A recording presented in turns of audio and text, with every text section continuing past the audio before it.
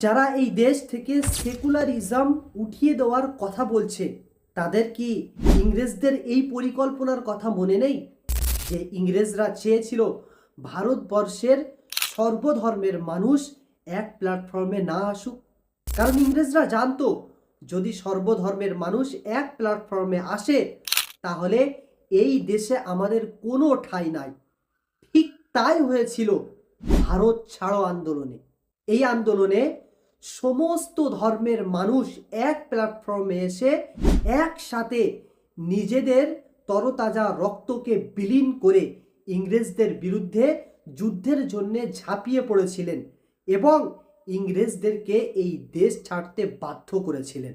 কিন্তু বর্তমান যারা ভারতের সর্বধর্মের মানুষের ঐক্য সহ্য করতে পারছে না, তাদের কি মেন্টালিটি ওই ইংরেজদের মতোই?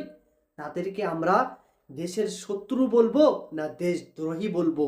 আর অবশ্যই যদি তারা এই কর্ম করতে চায়, যদি তাদের ভারতবর্ষের সর্বধর্ম মানুষদের ঐক্য যদি সহ্য না হয়, ঠিক ইংরেজদের মতোই এদের পরিণতি করা হবে ইনশাআল্লাহ।